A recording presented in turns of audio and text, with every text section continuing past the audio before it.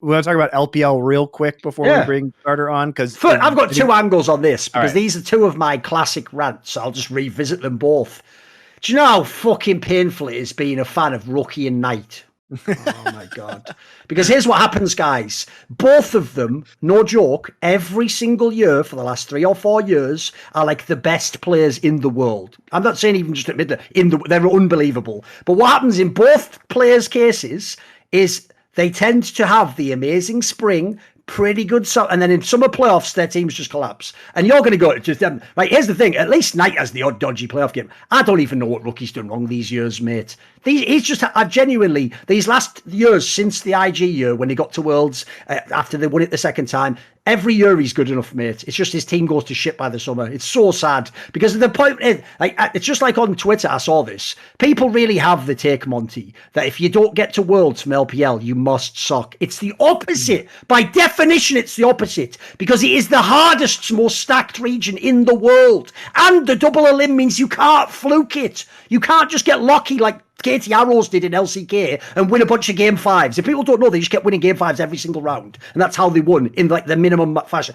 That wouldn't be possible. When you go to that lower bracket, then you get dusted off. So the problem is, if you're a Rookie, I think he actually proves that LPL isn't just about single players, it's about teams. Like, it doesn't matter how well he plays. If a key teammate lets him down, could have been the Shy in the past, Rich now. Like, if a teammate lets him down, you're not going to win in the LPL. It's the opposite, guys. I actually think that's the only region, like, because even LCK, if you actually are like a fucking Chovy, you probably should be going everywhere, like as he has done.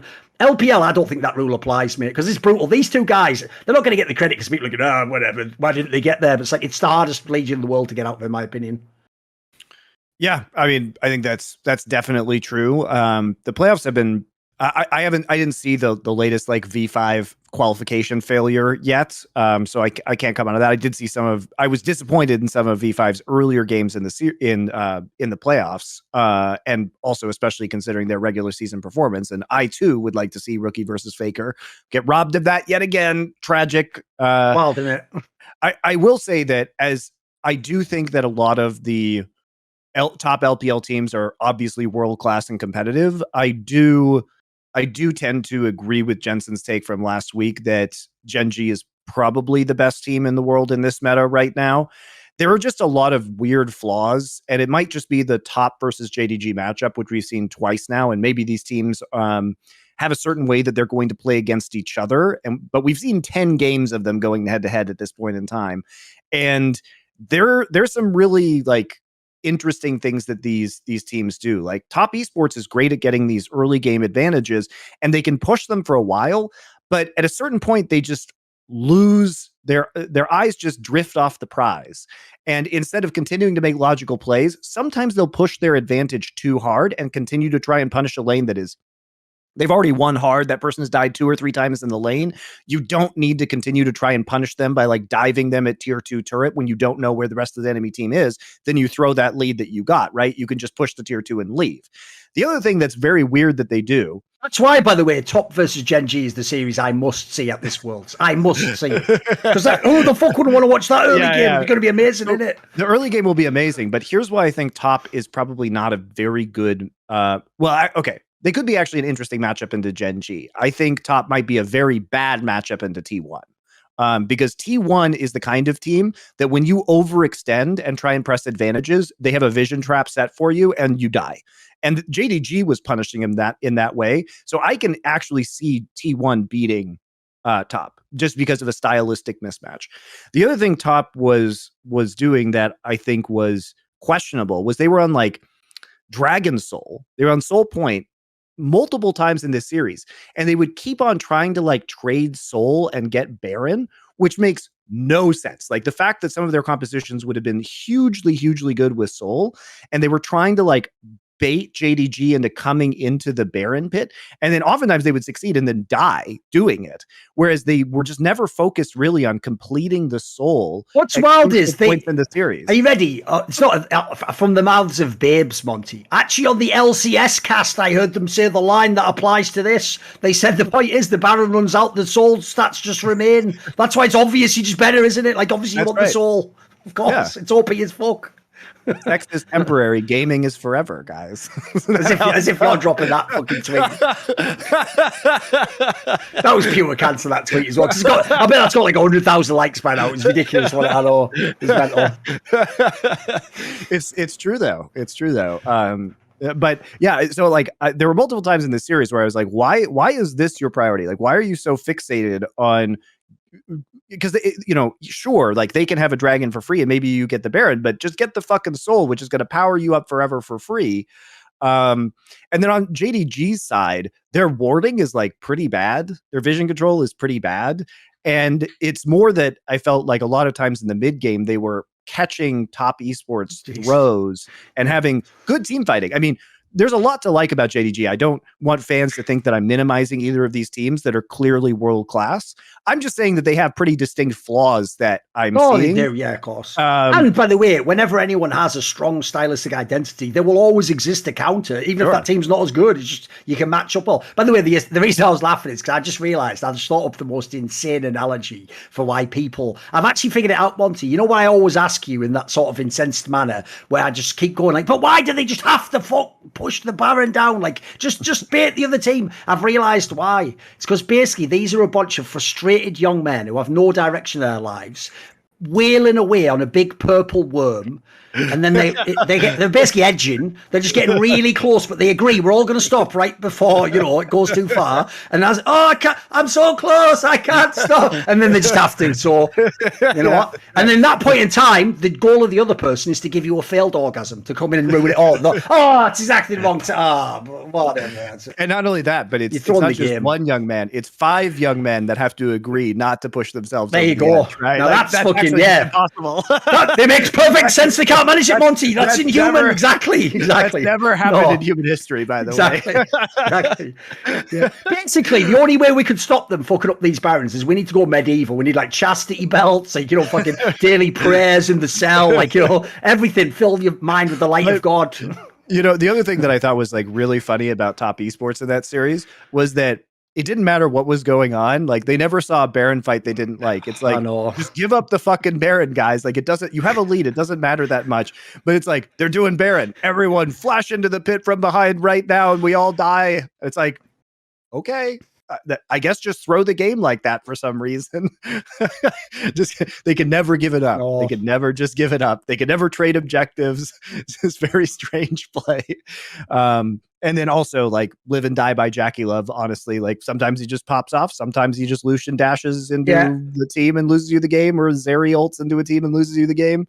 I obviously flamed the fuck out of most famously tactical for this. I will say JackieLove is just like tactical, but with the best mechanics in the world. Like, listen, sometimes he's amazing, man alive. Sometimes he fucking insta. For sure. Like I even said this back in the day, and it's aged so well. When he was on IG, and obviously sometimes he would even carry series, but he was sort of like the third carry after the Shy and Lucky. People used to get so mad, Monte, when I said, like, stop putting him at Uzi I's level, because he never had to do what Uzi I did. You know what? Uzi I couldn't, but mate, even Uzi I played like responsibly as an ADC. JackieLove really does play like he's not like he doesn't even understand the concept of invested gold. What?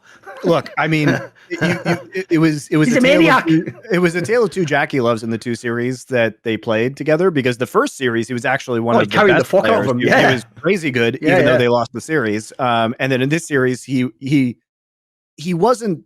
He had a couple bad games. He had a couple good games, but people will point out like he did do some. He just had some egregious looking ones. Yeah, of course. I know. Whereas I think Hope across both series was a much more. That's why the joke. This is also what I love, Monte. I love when narratives set themselves up so the joke writes itself. Because if you saw that series, well, JackieLove did what they do in Asia, which is you give the classic like trash talk pre-game. So what he said in his trash talk, Monte, is he said to Hope, because obviously Hope's nobody. Barely even anyone knows that guy's name. He said to Hope, basically, like, you have to beat me to become the best Chinese AD carry. So my joke after that series was, JackieLove's like, see Hope? See the way I just beat myself? That's why I'm the best AD carry. Like, it's almost like he made the fucking meme work, didn't he? I know, like, because it's like, did the Hope guy really beat him? I don't know about that. I feel like JackieLove got the assist at least, Yeah. I feel like also just a kind of an underappreciated story of these LPL playoffs was how good Yagao has been. Oh yeah, for sure. Like he has been. He stepped up this year a lot, super good. even when he was targeted in the early game by top esports and dying a bunch, he could have died more, to be fair, but he actually played and like he was getting really hard camped in difficult situations. And he still found ways to be useful even when he was pretty far down in the early game. And some of his team fighting and like Ahri play is just spectacular. So this guy is like really fucking good. For sure.